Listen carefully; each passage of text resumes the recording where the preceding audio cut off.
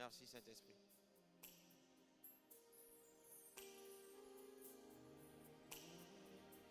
Alléluia. Amen. On va s'asseoir.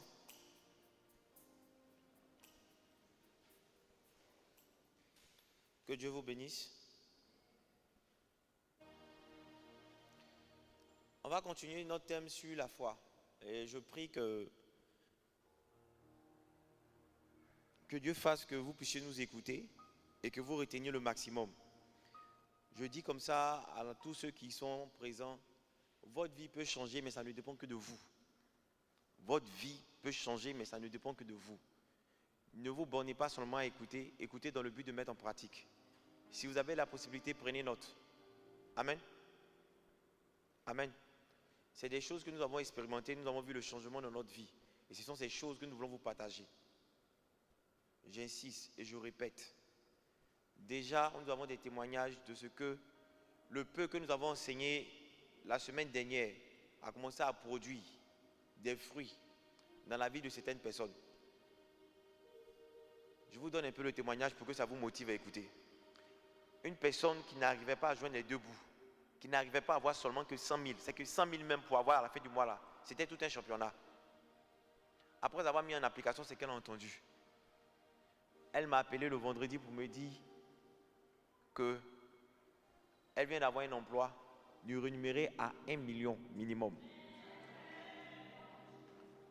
Donc je suis en train de vous dire encore une fois de plus que ce n'est pas la blague.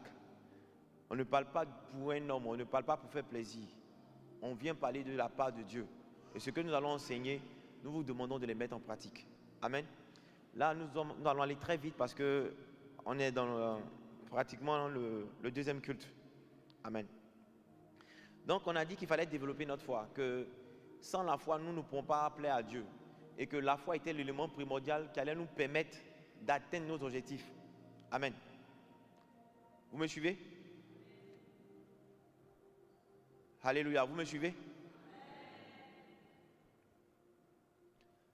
S'il te plaît, FM. Amen. Donc, on a dit que pour développer notre foi, il était très important dans un premier temps d'identifier quels étaient les ennemis de la foi. Parce que si tu ne connais pas les ennemis de la foi, il te serait difficile de pouvoir vivre une vie de foi.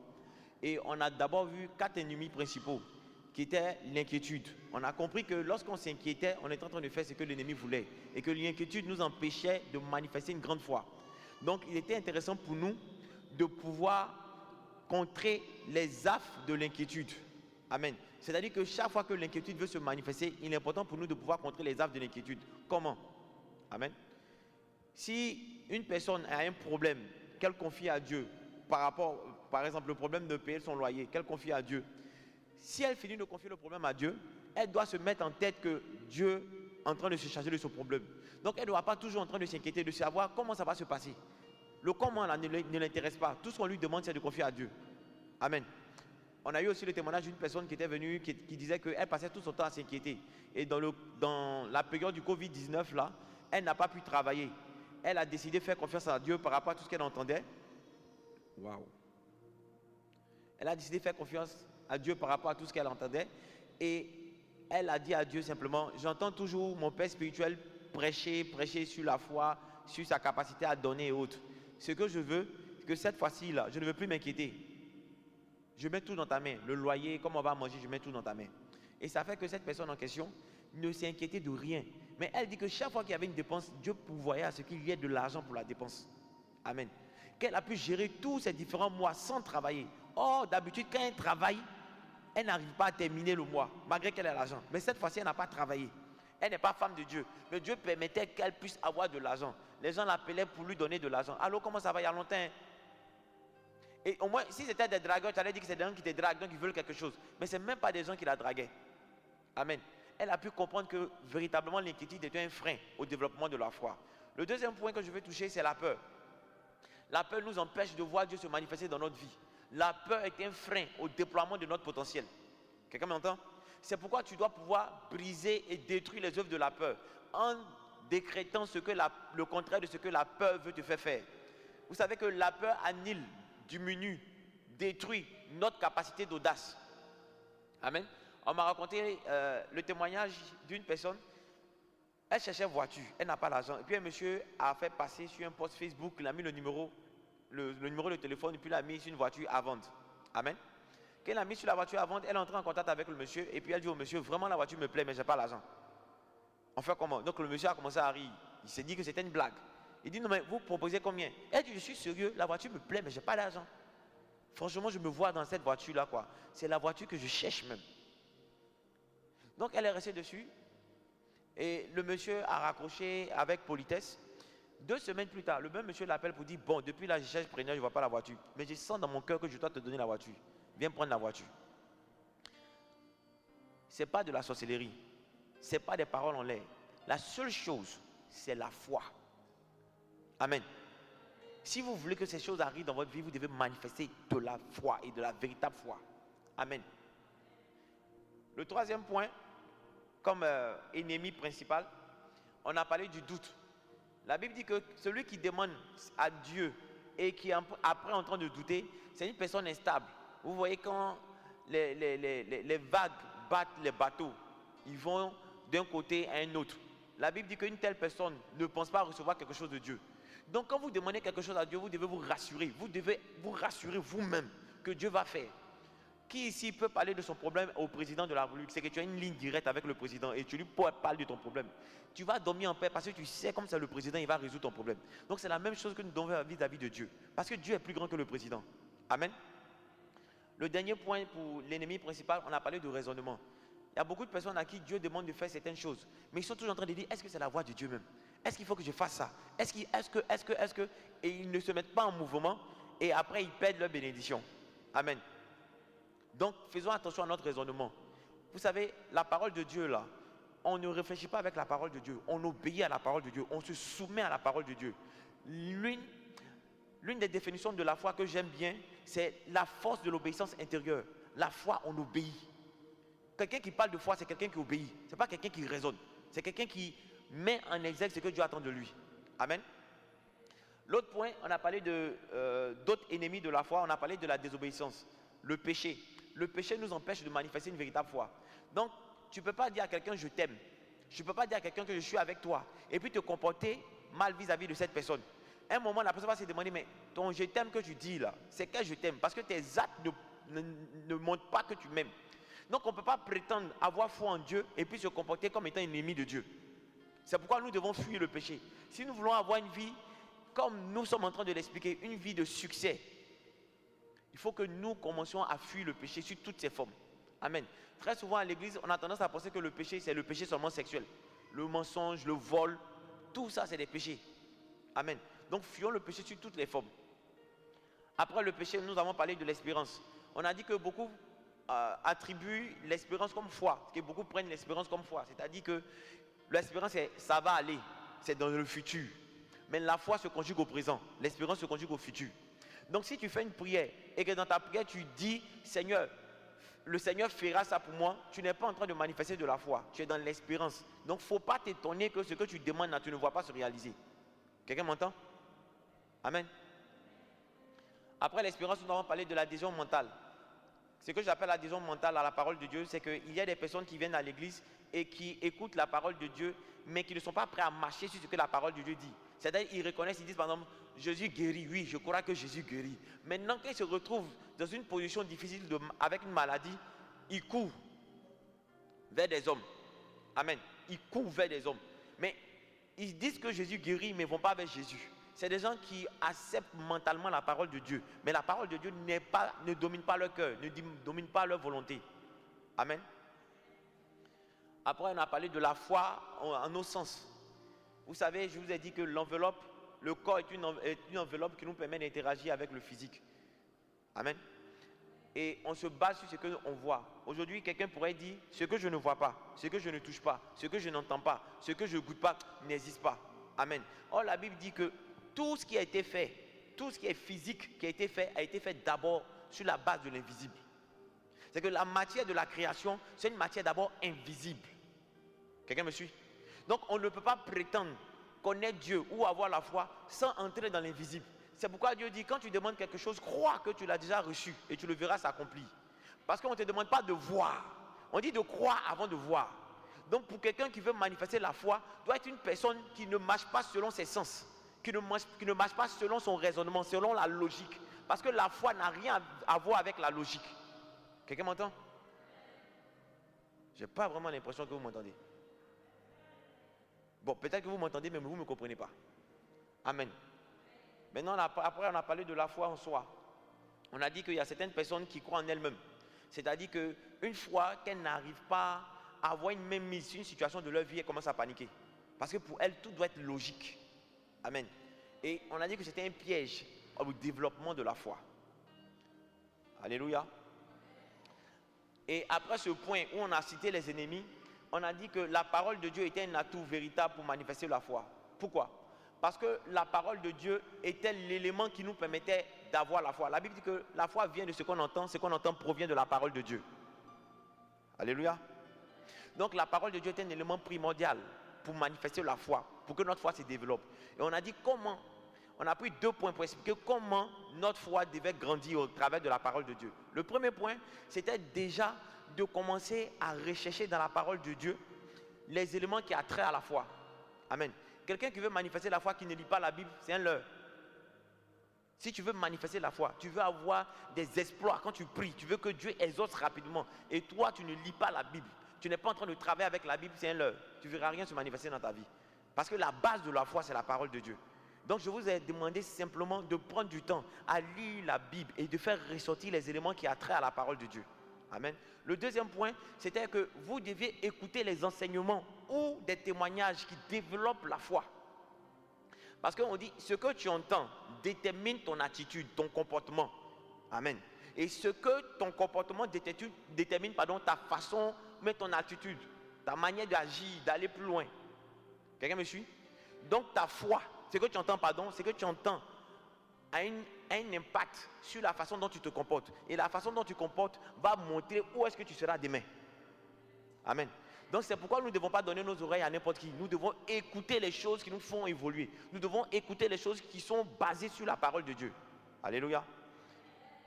Après nous avons dit qu'il était important pour nous. Le deuxième point, c'était que pour développer notre foi, il fallait qu'on puisse apprendre à aimer Dieu. Pourquoi? Parce qu'on a dit qu'il est très facile de croire en quelqu'un qu'on aime. Amen.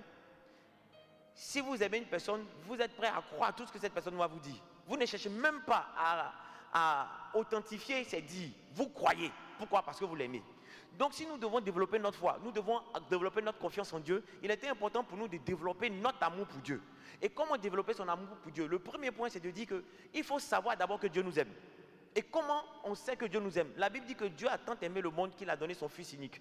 Ça veut dire qu'il a donné tout ce qu'il avait de plus cher. Pourquoi? Pour nous sauver. Donc c'est la preuve que Dieu nous aime et qu'il ne veut pas que nous soyons perdus. Il ne veut pas que nous soyons à l'enfer. Voilà pourquoi il envoie son Fils mourir à la croix pour nous, pour que nous soyons sauvés. Et tous ceux qui seront en train de scander le nom de Jésus, qui seront en train de croire en Jésus, ces personnes seront sauvées. Alléluia. Donc le premier point, c'est ça. Pour avoir l'amour de Dieu, pour commencer à aimer Dieu, il faut savoir d'abord que Dieu nous aime. Amen. Après, pour pouvoir aimer quelqu'un, la chose qu'il y a à faire, c'est qu'il faut connaître cette personne. Si tu ne connais pas quelqu'un, il sera difficile de l'aimer. Donc il faut qu'on commence à apprendre à aimer Dieu. Et pour ça, nous sommes basés sur Jean 1, verset 46, qui dit, c'est Nathanaël qui vient de rencontrer Jésus et qui va chercher un de ses amis, Philippe. Mais c'est le contraire? Oui, c'est ça. Il va chercher un de ses amis, Philippe. Il va dire, Philippe, viens, on a rencontré Jésus, celui dont la Bible parle. Et puis Philippe dit, oh, il ne peut rien venir de bon de Nazareth. Nathanaël lui dit quelque chose, il dit, viens et vois. Et on a défini le viens et vois, ce que ça signifie. Quand on dit à quelqu'un de venir, ça veut dire qu'on demande à cette personne de quitter un endroit pour venir d'un autre lieu. Donc, si nous voulons connaître Dieu, ce qu'il sera demandé, c'est de quitter notre mentalité, de quitter le monde dans lequel nous étions, avec la mentalité que nous avions, pour venir maintenant à lui, pour adopter sa nouvelle mentalité. C'est pourquoi on dit, viens et vois. Donc, je quitte un endroit pour venir voir ce qu'il y a dans le nouvel endroit. Amen. Donc, c'est le premier élément qui va te permettre de connaître Jésus. C'est décider de départir de ton ancienne vie pour venir voir ce que Jésus te promet. Amen. Le deuxième élément se trouve en Matthieu 8, verset 22, qui dit, mais Jésus leur répondit, suis-moi et laisse les morts ensevelir les morts. Ici, le but de suis-moi, c'est quoi? C'est de pouvoir entendre ce que le maître dit. Parce que quand il dit à quelqu'un, suis-moi, ça veut dire que cette personne ne sera pas seulement en train de voir ce que tu fais, mais cette personne pourra entendre ce que tu dis. Amen. Jésus pouvait dire, il dit que tout ce qu'il nous dit là, il ne parle pas de lui-même parce qu'il a entendu son Père le faire, il a vu son Père le faire. Si nous restons dans la première étape qui est du viens et vois, on pourra voir seulement de loin ce que Jésus fait, mais on ne pourra pas entendre ce que Jésus dit. Or, pour pouvoir faire quelque chose, il faut pouvoir d'abord entendre. Quelqu'un me suit? Si tu n'entends pas, il te sera difficile de mettre en application. Par exemple, quand je donne un ordre à une personne, il faut que cette personne entende et comprenne ce que je dis avant de le faire. Sinon, elle ne pourra pas agir comme ce que je veux. Donc c'est pourquoi Jésus dit, suis-moi. Il veut que tu le suives, que tu le marques au pas, que tu sois toujours en train d'écouter ce qu'il dit. Et la seule manière pour toi d'y arriver, c'est parce que tu es en contact avec la parole de Dieu. Amen. Et la parole de Dieu va pouvoir te révéler le caractère de Jésus. Il va pouvoir te révéler ce que Jésus attend de toi. Amen. Le dernier point, c'est Jean 15, verset 7, qui dit, si vous demeurez en moi et mes paroles demeurent en vous, vous demandez ce que vous voudrez et cela vous sera accordé. Amen. Donc c'est le dernier point pour connaître Dieu. Dieu dit, il faut demeurer en lui et que ses paroles demeurent en toi. Amen. C'est-à-dire que là, tu arrives à l'étape où tu n'es plus seulement en train de quitter un endroit, venir le voir ou le suivre, mais tu es dans l'étape où tu commences à agir comme lui. Pourquoi? Parce que son esprit demeure en toi. Ses paroles prennent vie en toi. C'est que tu arrives maintenant à l'étape où tu t'abandonnes entre ses mains et tu ne cherches plus à contrôler quelque chose. Tu le laisses lui-même te gérer. Amen. Tu ne cherches plus à réfléchir. Quand il y a une situation dans ta vie, tu n'es pas en train de prendre les devants pour pouvoir régler la situation. Non, tu te poses la question de savoir, mais si Jésus était à ma place, qu'est-ce qu'il aurait fait? Et tu entres dans la logique de ce que Paul dit. Si je vis, ce n'est plus moi qui vis, mais c'est Jésus qui vit en moi. Amen. Et c'est cette logique-là que nous devons entrer pour pouvoir voir la main de Dieu agir dans nos vies. Aujourd'hui, nous allons toucher 2 points, je l'espère. Waouh! Ça va être chaud. Mais Dieu est fidèle.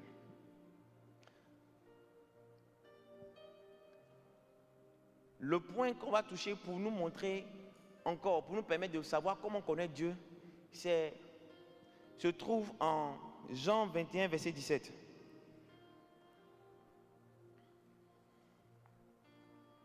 Jean 21, verset 17. Jean 21, verset 17, la Bible dit, il lui dit pour la première fois, Simon, fils de Jonas, m'aimes-tu? Pierre fut attristé de ce qu'il lui avait dit pour la 3e fois, m'aimes-tu? Et il lui répondit, Seigneur, tu sais toutes choses, tu sais que je t'aime. Jésus lui dit, paie mes brebis. Amen. Donc si on veut aimer Dieu, voici ce que Dieu attend de nous. Il ne demande pas simplement que nous soyons en train de dire Seigneur je t'aime, en train d'élever des mains d'adoration. Seigneur je t'aime, nous t'aimons, nous voulons faire tout ce que tu veux. Il a posé 3 fois la question à Pierre. Pierre, est-ce que tu m'aimes? Pierre a répondu. La 3e fois, Pierre était attristé. Il dit mais Seigneur tu sais toutes choses, tu sais que je t'aime. Et vous savez là ce qu'il demande à Pierre? Il dit Pierre, paie mes brebis, occupe-toi de mes brebis. C'est que pour lui, la preuve que Pierre l'aime, c'est que Pierre se met à son service. Quelqu'un ne m'a pas entendu. Donc quand tu aimes quelqu'un, tu es prévenant. Je prends le cas. Quand un homme commence à courtiser ou à démontrer son amour pour une femme, il est prévenant. Il a même d'ouvrir la portière pour que la femme entre, s'installe. Il est prévenant. Il fait attention à tout ce qu'elle aime. Par moment, il peut flasher sur un habit dans une galerie. Il sait que ça lui plaît. Et il ne lui dit rien. Après, il passe, il achète l'habit pour elle. Elle dit, mais comment tu as su que c'était ce que j'aimais? Pourquoi? Parce qu'il était prévenant. Amen. Donc, si nous voulons aimer Dieu, si nous voulons démontrer notre amour pour Dieu, nous devons être prévenants en étant à son service. Amen. Dans ce cas d'espèce, Dieu a demandé à Pierre, il dit, paie mes brebis. Ça veut dire, occupe-toi de mes brebis. Prends soin de mes brebis. Concrètement, pour toi qui m'entends, tu peux te poser la question de savoir, mais paie mes brebis là, ça signifie quoi? Pourquoi Dieu demande à Pierre de paître mes brebis? Jésus a quitté son trône pour venir mourir à la croix pour nous. Mais il a quitté son trône, le roi qu'il était, il s'est fait serviteur. Et si nous sommes disciples de Christ, c'est que si nous appartenons à Christ, nous devons avoir la même mentalité. Nous devons être serviteurs des uns des autres. De même que Christ est venu nous servir, lui qui était le roi, que nous devions servir, il est venu nous servir. Il demande que nous, notre vie ne compte plus pour nous, mais que notre vie compte pour les autres. Que nous devons apprendre à servir les autres. C'est ce qu'il attend de nous. Regardez, Ézéchiel 34, verset 1 à 4. Paix mes brebis. Je vais vous expliquer ça. Ézéchiel 34, verset 1 à 4. C'est qu'est-ce que Dieu entend par paix mes brebis? Nourris mes brebis. La parole de Dieu me fut adressée en ces mots. Fils de l'homme, prophétise contre les pasteurs d'Israël. Prophétise et dis-leur aux pasteurs. Ainsi parle l'Éternel, malheur aux pasteurs d'Israël qui ne pèsent pas eux-mêmes. Qui se pèsent eux-mêmes, pardon. Malheur aux pasteurs d'Israël qui se pèsent eux-mêmes. Ça veut dire quoi? Les pasteurs, au lieu de s'occuper des brebis, préfèrent eux-mêmes s'occuper d'eux. Amen. Après que cela, il dit, les pasteurs ne devraient-ils pas perdre le troupeau? Vous avez mangé la graisse, vous êtes vêtus avec la laine, vous avez tué ce qui était gras, vous n'avez point fait perdre les brebis. Vous n'avez pas fortifié celles qui étaient faibles, guéri celles qui étaient malades, pensé celles qui étaient blessées, vous n'avez pas ramené celles qui étaient égarées, cherché celles qui étaient perdues, mais vous les avez dominées avec violence et dureté. Amen. En fait, ici, Dieu te demande, toi qui veux démontrer l'amour et qui dois chercher à apprendre à le connaître, la première chose, c'est de le servir. Et la seule façon de le servir, c'est d'aimer ton prochain. C'est d'aimer ton prochain. De faire passer ton prochain avant toi-même. De chercher l'intérêt de l'autre avant ton propre intérêt. C'est ce que Dieu attend de toi. Et si tu veux vraiment le connaître, tu veux entrer dans ses bonnes grâces, élever la voix pour qu'il se hâte à t'exaucer, il suffit simplement que tu entres dans cette logique, de lui apporter de lui donner la première place dans ton cœur, de lui apporter la considération, l'honneur qu'il lui vaut, et puis de commencer à aimer ton prochain. Aimer ton prochain, ce n'est pas le critiquer. Non, ce n'est pas le calomnier. Aimer ton prochain, ce n'est pas le pointer du doigt, même quand il a fait une faute. Aimer ton prochain, c'est couvrir les fautes. Aller le voir en particulier, lui dire la manière dont tu te comportes n'est pas bon.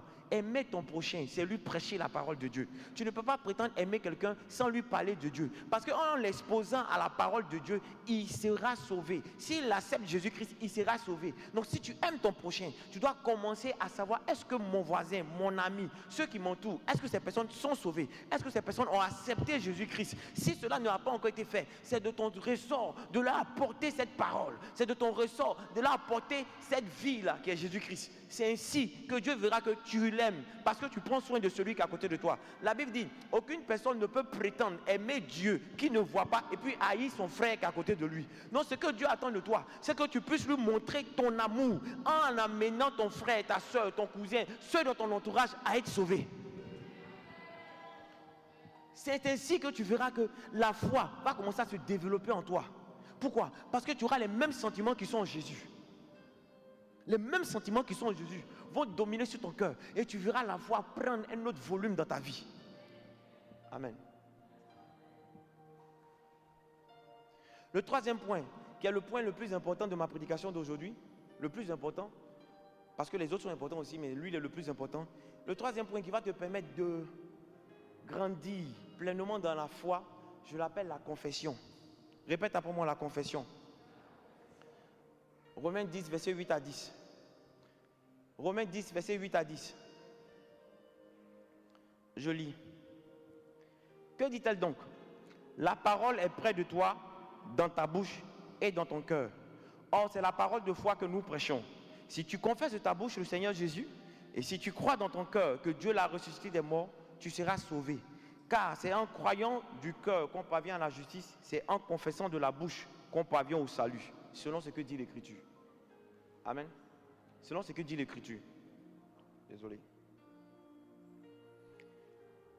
Si tu crois dans ton cœur, ce que dit la parole de Dieu. La Bible dit que si tu confesses de ta bouche le Seigneur Jésus, et si tu crois dans ton cœur que Dieu l'a ressuscité des morts, tu seras sauvé. Alléluia. Tu seras sauvé. Car c'est en croyant du cœur qu'on parvient à la justice, c'est en confessant de la bouche qu'on parvient au salut. Qu'est-ce que cela signifie? En réalité, Dieu nous donne la façon de manifester la foi. Il n'est pas simplement en train de te dire que la foi, c'est croire. Non. Il te dit que si tu crois dans ton cœur,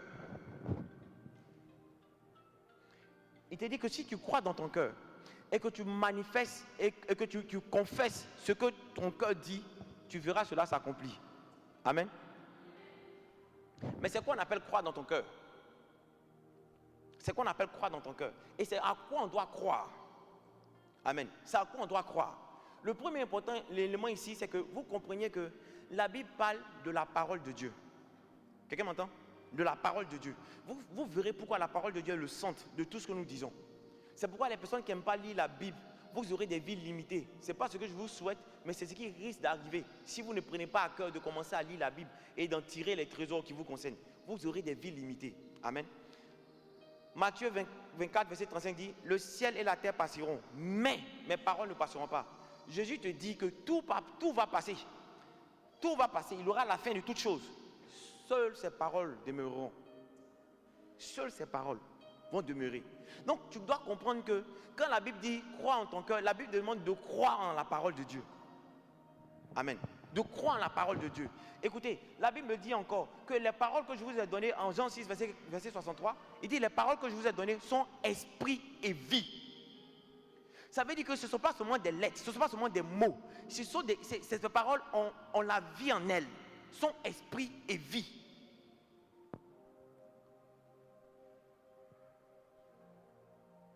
En Ésaïe 55, verset 11, la Bible nous dit encore que Dieu dit, il dit, sa parole ne retourne pas à lui avant d'avoir accompli ce pourquoi il était prédestiné. Voici l'importance de la parole de Dieu. C'est-à-dire que quand tu prends appui sur la parole de Dieu, voici ce que Dieu te promet. Il dit, sa parole ne retourne pas à lui avant d'avoir accompli ce pourquoi il était destiné. Que ces paroles qu'il te donne sont esprit et vie. Ces paroles-là ont une vie. On a la possibilité d'insuffler en toi la vie. On a la possibilité de créer ce qui n'est pas encore. Parce que ces paroles-là ont la vie en elles. Amen.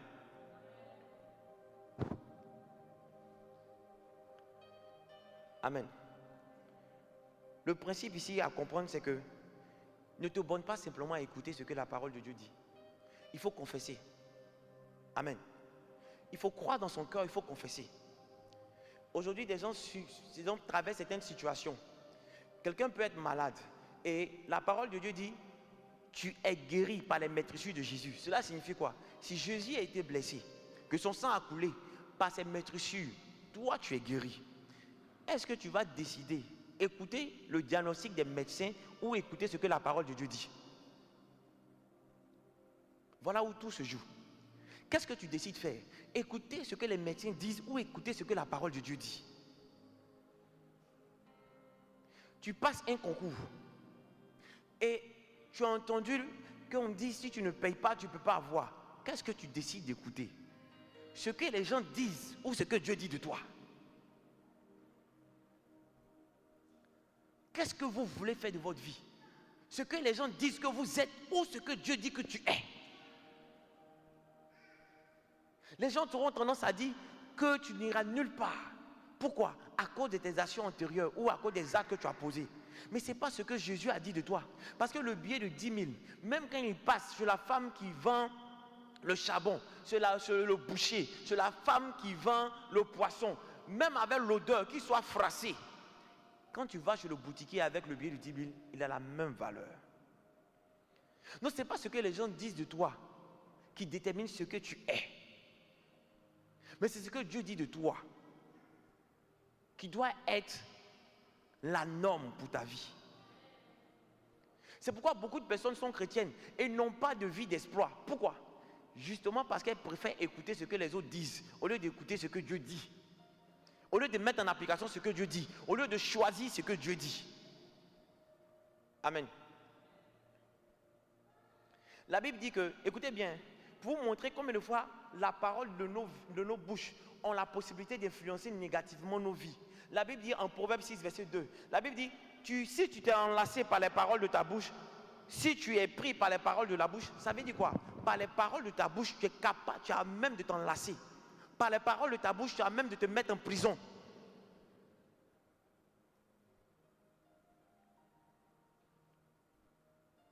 Proverbe 18, verset 20 à 21. La Bible dit, c'est du fruit de sa bouche que l'homme rassasie son corps. Normalement, qu'est-ce qu'on dit? On dit pour que tu sois rassasié, il faut que tu travailles. Si tu finis de travailler, il faut pouvoir maintenant récolter. Et puis maintenant, manger ce que tu as récolté. Mais la Bible dit, c'est du fruit de la bouche que l'homme rassasie son corps. Vous décidez de croire ce que la parole de Dieu dit, ou même vous décidez de croire ce que vous-même pensez. Vous pensez que ce monde a été créé de quoi? Ce monde a été créé avec la parole de Dieu. Il dit que la lumière soit, la lumière fut. Pourquoi décider de suivre vos mentalités? Ne vous laissez pas distraire parce que vous êtes dans le monde et que vous avez interagi avec vos 5 sens. Et de penser que c'est ça la norme. Non, ce n'est pas la norme. Ce n'est pas la norme. Il y a quelque chose de plus fort, de plus puissant que ça. La parole de Dieu. Tout est fait par elle. Il dit l'homme rassasie son corps par le fruit de sa bouche. Après il dit la vie et la mort sont au pouvoir de la langue. Ça veut dire que si tu veux la vie, tu dois faire sortir la vie de ta bouche. Si tu veux la mort, tu dois faire sortir la mort de ta bouche. C'est pourquoi justement juste ta vie est à ce niveau-là. Parce que tu n'as fait que dire des choses qui te bloquaient. Prenez l'exemple de quelqu'un qui passe par cette situation difficile. Il suffit seulement que cette personne s'asseye après avoir pensé à toute sa vie difficile. La personne va dire, ouais, moi je refuse le moi-même. Que lui il est bloqué, que lui il est maudit. À quoi est-ce que tu t'attends? Quand tu finis de dire, après avoir passé le fil de ta vie, et que tu donnes la conclusion que tu es maudit, mais tu seras maudit, parce que c'est sorti de ta bouche. Mais ce n'est pas sorti simplement de ta bouche, ton cœur a cru à ce que tu disais. Pourquoi? Tu as animé ton cœur de ces pensées qui montraient que tu t'es maudit. Voilà pourquoi quand tu as dit tu es maudit, la malédiction est plus vite arrivée. Voilà pourquoi quand tu dis je suis béni, la bénédiction ne vient pas. Pourquoi? Parce que ton cœur est vide de bénédiction. Ton cœur est vide de promesses de Dieu. Il n'y a pas de promesse de Dieu sur laquelle ton cœur s'appuie. Donc quand tu dis quelque chose, rien ne se passe.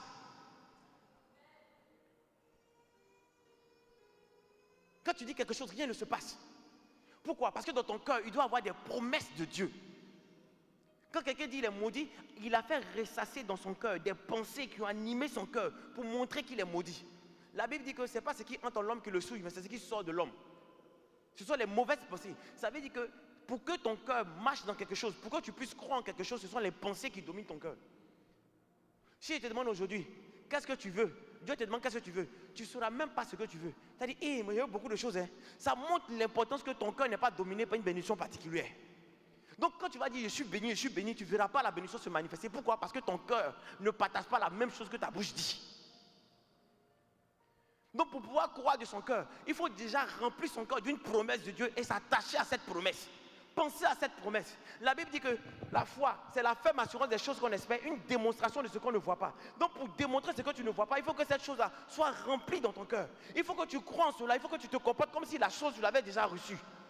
Tu passes un examen, mais toi-même tu ne te vois pas en train de réussir. Tu te vois plutôt en train d'aller te mettre devant le tableau pour ne pas voir ton nom. Parce que selon toi, tu as l'habitude d'échouer. C'est ce qui se passera. Malgré tes heures de bosse, malgré tes décapis, c'est ce qui va se passer dans ta vie. On te dit dans ta famille, les gens ne se marient pas. Tu prends ça pour baisser ta tête. Dans ma famille, là, c'est compliqué. Oh. Quand je regarde Aya, Adjoa, Tano, Ingesan, personne n'est marié. Donc, ça sera forcément mon cas. Il ne faut pas t'étonner. Ton cœur est rempli de cette mentalité. C'est ce qui va se passer dans ta vie. Vous pouvez sortir de votre vie. Vous pouvez sortir de ce que vous vivez pour construire un avenir meilleur. Simplement après des promesses et des déclarations fortes. Il ne suffit pas simplement de dire je crois au Seigneur Jésus. Il faut le démontrer. Il faut que ton cœur soit rempli de ces pensées qui attestent que tu es béni. Moi je vous dis, je ne sais pas pour vous, mais moi je ne peux plus devenir pauvre. Ce n'est pas possible. Ce n'est pas possible. Déjà même je ne l'étais pas et je ne le serai jamais. Ils vont tout dire que c'est un pasteur, mais c'est un pasteur multimilliardaire. C'est un pasteur qui aura des jets, qui aura des yachts. Oui, c'est un pasteur qui aura cette vie-là. Parce que c'est ce qui est dans mon cœur. Mon Dieu dit, il ordonne que je sois puissant. Tu as déjà vu quelqu'un qui est puissant dans ce monde-là qui n'a pas l'argent? Il n'a pas demandé mon avis, il dit, il ordonne que je sois puissant. Donc normalement, la seule chose que je dois faire là, si je obéis, c'est que je dois être puissant. Donc quand moi je me lève le matin, je m'appuie sur ça. Je suis puissant. Même quand, en ce moment, je ne vois pas la chose se réaliser, ça ne me dit rien. Je crois et j'atteste que je suis puissant. C'est comme quelqu'un qui est malade, qui se lève le matin, la douleur le fatigue, et puis il prend comme appui la parole de Dieu qui dit, vous êtes guéris, j'enverrai ma parole, je vous guérirai. Il prend ça comme appui pour dire, je suis guéri parce que Dieu dit, je suis guéri. Le mal est là. Mais il continue d'attester qu'il est guéri. Il se voit guéri. Ne vous trompez pas, c'est une question de temps. Pourquoi? Parce que justement, le niveau de foi n'est pas encore adapté à sa situation. Donc pendant qu'il est en train de prophétiser cette chose-là, le niveau de foi commence à grimper. Le niveau de foi commence à se développer jusqu'à être au même niveau de la situation pour faire descendre la situation. Mais si tu préfères rester là, à parler de ce que les gens pensent de toi, de la tristesse qui t'entoure, on m'a fait ci, on m'a fait ça, on m'a dit telle chose, ça ne va pas, ça ne va pas. C'est la chose là qui va se passer dans ta vie. Refuse ce que les gens disent de toi. Refuse de te mettre avec des personnes qui pleurent, qui ne font que parler de ce qu'elles vivent de mal. Non, ça ne va pas ici. Aujourd'hui encore, on m'a fait ça. Évite de t'asseoir à côté d'elle. Parce que ce que vous ne savez pas, l'homme est la moyenne des 5 personnes avec qui il est toujours en contact. Aïe. Tu ne connais pas de milliardaires. Fais attention, tu es en danger. Tu risques d'être un gars qui a les centaines de mille, pas des millions. Justement parce que les personnes que tu fréquentes continuellement, tu risques d'être leur moyenne. Regarde toi-même. Quels sont tes amis là? Quelles pensées ils ont? C'est des pensées de chaud. Les pensées des femmes, garçons. Qu'est-ce que tu penses que toi tu vas devenir? Tu vas avoir les mêmes pensées. Même si tu ne veux pas, ça va dominer sur toi. Tu risques même de les prendre comme référentiel. Quand tu vas vouloir poser un acte, tu vas te demander, mais est-ce qu'ils ne vont pas sanctionner l'acte là que je vais faire? Qu'est-ce qu'ils diront de cet acte là? Mais si tu prenais la parole de Dieu comme référence, tu aurais su que tes amis ne sont pas en train de t'amener au bon chemin et qu'il est ton devoir de percer afin de les amener à te suivre. On n'a pas assez de temps.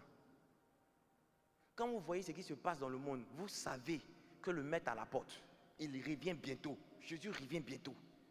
Ghana, on dit là-bas, il y a un tremblement de terre. Vous avez déjà entendu cette fois? Tremblement de terre à côté de nos voisins. Ghana, tremblement de terre. Ça vous montre que la situation va devenir de plus en plus difficile. Mais comment vas-tu faire face à cette situation si tu n'as pas la foi?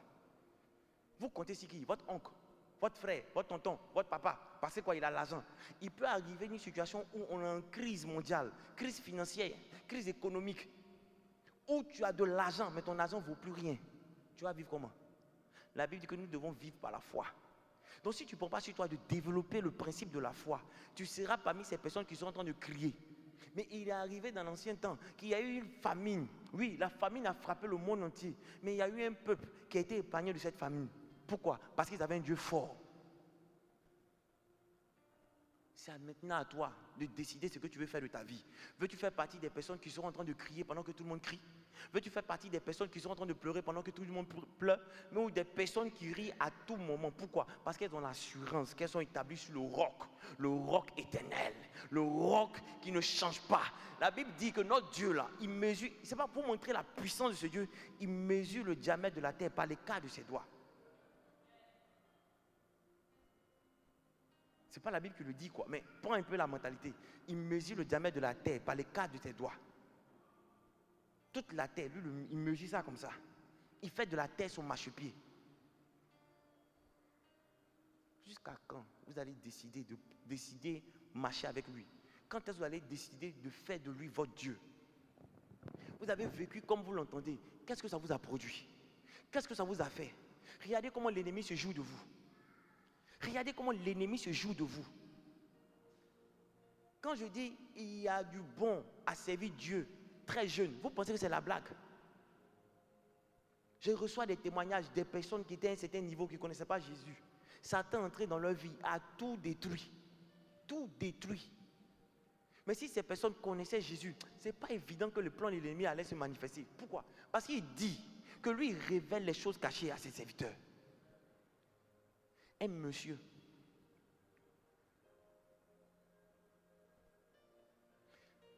qui avait sa vie qui allait bien. Certes, il était orphelin, mais très tôt, Dieu lui a permis de se prendre en charge. Tout allait bien dans sa vie. Tout. Il avait une fiancée. Il faisait un petit commerce qui était reluisant. Jusqu'à il s'est permis de payer 2 taxis. Tout ce qui touchait marchait. Il était aimé de tout le monde dans le quartier. Un jour sombre, des gens sont entrés dans sa maison. Il a cru un instant que c'était des bandits, des voleurs. Ils étaient 5. Il était sa femme. Ces 5 personnes-là ont abusé du monsieur devant sa femme. Il a perdu toute dignité, tout ce qui faisait de lui un homme, devant sa femme. Après cela, le monsieur a commencé à tomber dans la drogue. Il ne s'occupait plus de ce qu'il faisait. Il battait sa femme à longueur de journée.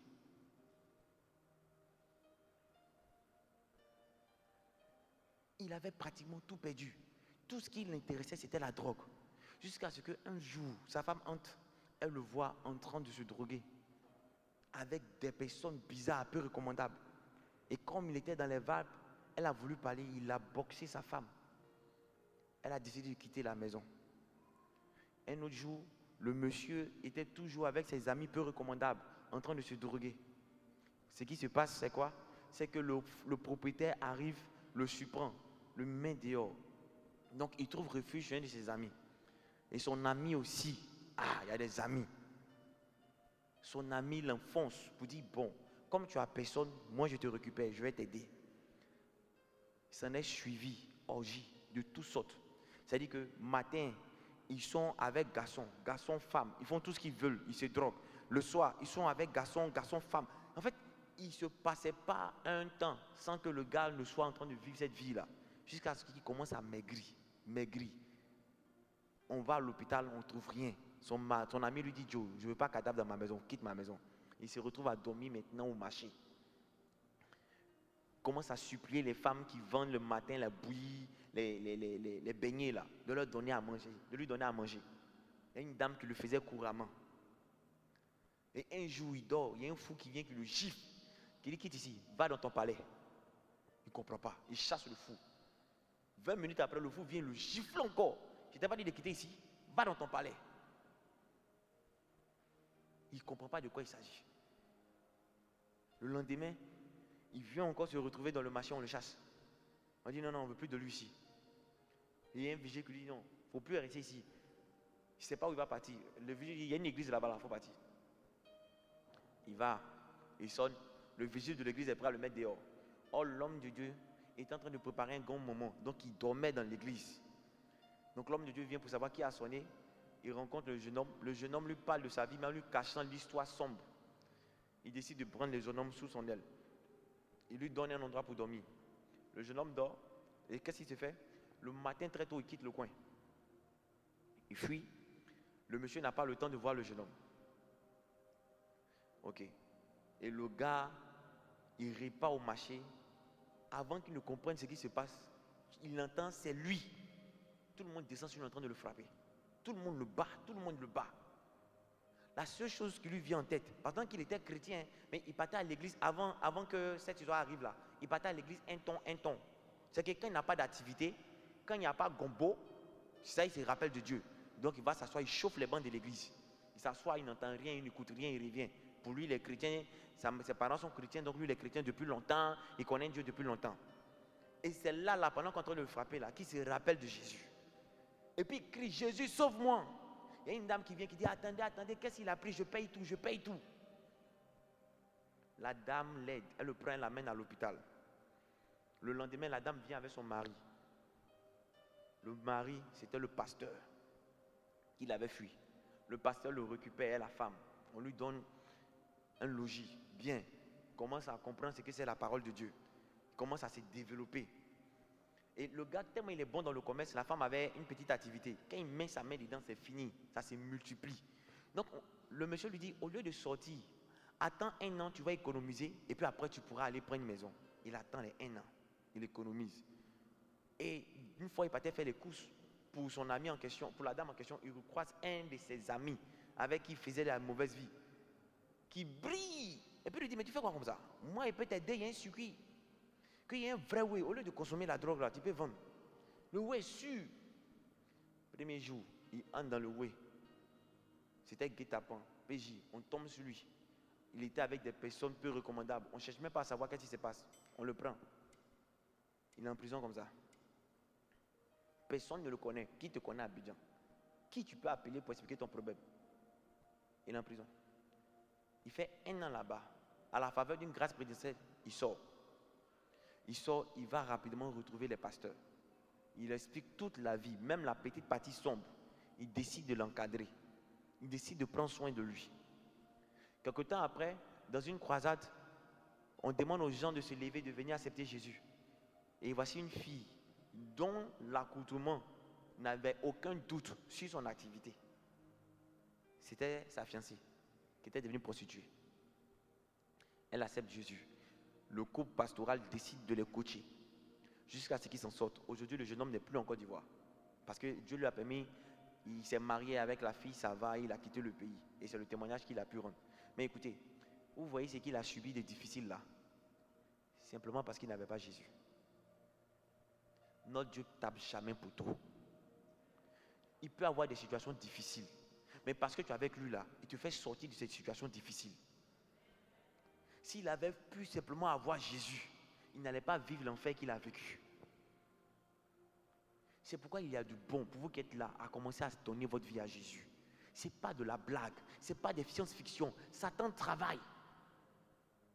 Quand tu entends des filles, des enfants qui sont en classe de 6e, voire même CM2, qui viennent te confesser après qu'ils ont pu faire des fellations à plusieurs personnes. Vous imaginez comment Satan travaille? Un enfant de CM2 ou 6e qui a à peine 10 ans vient te dire voici ce que j'ai pu faire. Ça montre que l'ennemi est en train de détruire nos soeurs, nos frères. Des jeunes qui se droguent jusqu'à peine. En fait, ils se droguent quand ils perdent la raison même. C'est que c'est pas que pour lui là. Il s'est drogué puis il va se... Non, il est dans la vague pendant 3 jours, 4 jours. Il est dans la rue, il ne sait même pas où il est. Il ne sait pas où il est chez lui. Et ça, c'est nous qui devons régler ça.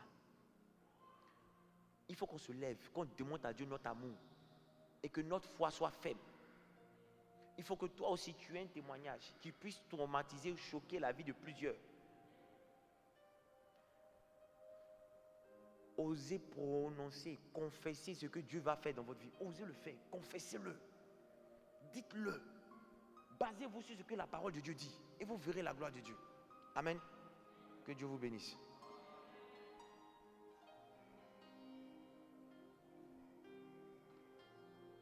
La Bible dit, par tes paroles, tu seras justifié, par tes paroles, tu seras condamné. Je veux qu'aujourd'hui, vous preniez la décision avec moi de ne plus vous permettre de faire sortir des mots vains de votre parole. Vous savez, Satan est tellement subtil qu'il a commencé à toucher la jeunesse. Regardez les Bakamana. À un moment, il s'appelait maudit là. C'est qu'il ne sait même pas qu'il est en train de fermer la vie de son ami comme ça. Pour eux, c'est un jeu. Pour eux, c'est un jeu. Ça, c'est le côté des jeunes. Je veux dire des garçons. Mais regardez le côté des filles. Elles ont commencé à s'appeler bébé. Pendant que se sont appelés bébé, chéri, coco, le taux d'homosexualité des lesbiennes a commencé à augmenter. Parce que c'est subtil. C'est subtil. Je veux que vous preniez conscience et que vous commencez à comprendre ce que Dieu attend de vous. C'est vous qui pouvez refaire votre monde. Parce que si tu es là où tu es, c'est à cause de ta parole. Si jusqu'à ce niveau-là, tu n'as pas évolué, c'est à cause de ta parole. Il n'y a pas un péché dans lequel tu es entré si tu ne l'as pas appelé dans ta vie. Tu ne verras pas de grandes choses. C'est que tes bénédictions ne dépasseront jamais ta confession. Ah. C'est chaud. Hein? Est-ce que vous m'avez compris même? Tes bénédictions ne vont jamais dépasser ce que ta bouche dit. C'est-à-dire que si tu veux avoir de grandes bénédictions là, il faut dire ça de ta bouche. Mais il ne faut pas le dire et puis dire depuis j'ai dit je ne vois pas. Non. La foi là, c'est un exercice, c'est comme un muscle. Aujourd'hui là, je ne peux pas soulever 20 kilos. Mais si je commence à travailler, à prendre des poids, j'aurai la force qui va me permettre de soulever 20 kilos, peut-être dans 1 mois, peut-être dans 1 semaine, peut-être dans 2 jours. Est-ce que vous me comprenez?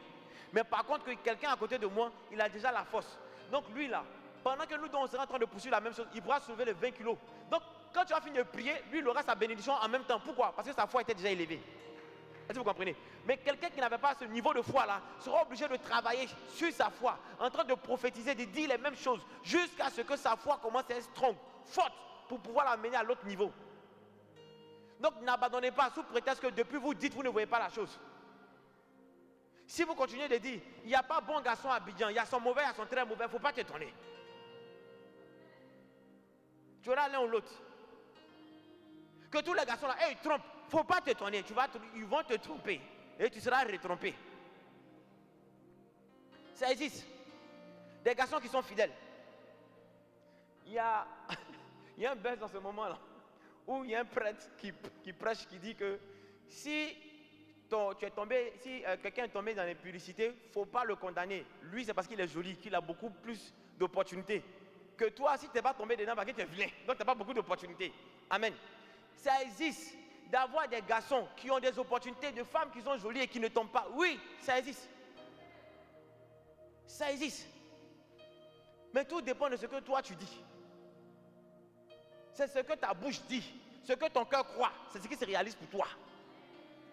Donc si tu crois dans ton cœur et que tu confesses de ta bouche, tu verras le résultat. Ah, ceux qui sont là-bas, ils me bénissent. Ah.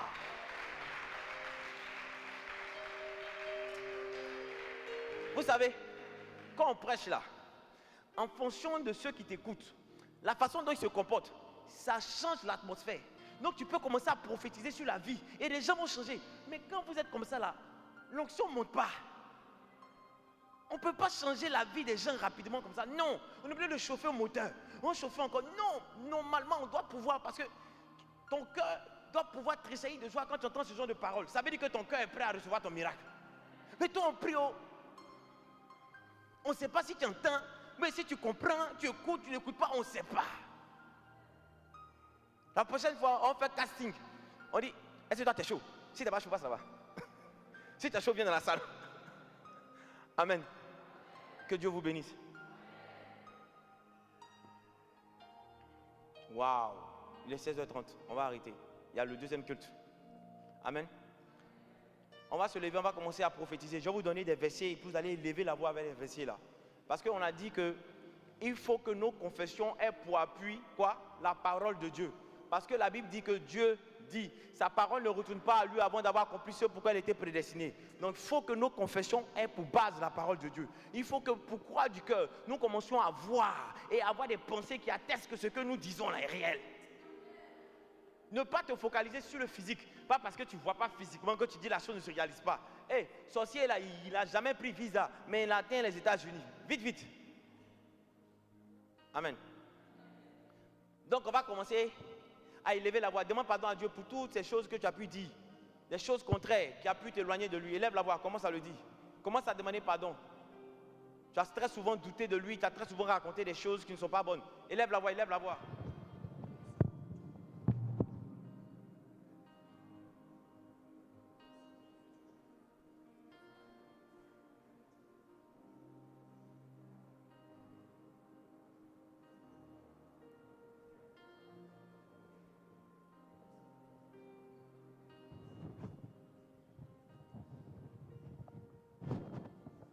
Alléluia.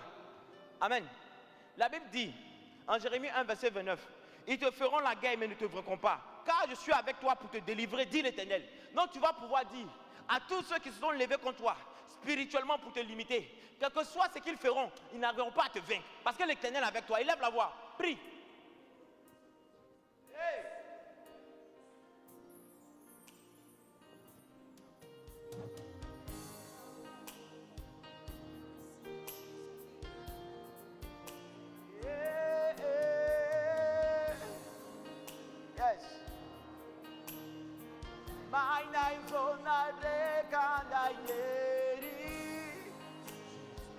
Ah. Hey. Hey. Tout l'univers. Yes. Et en tes mains.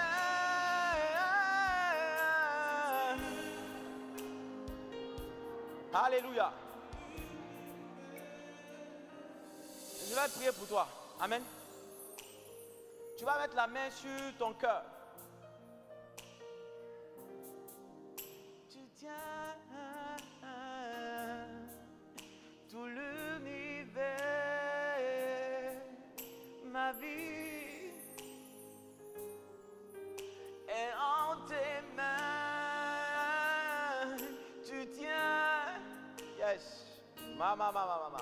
L'univers, ma vie, yes. ainsi dit l'Éternel, même le captif de l'homme fort lui sera enlevé. Et ce qui a été pris par l'homme puissant lui sera délivré.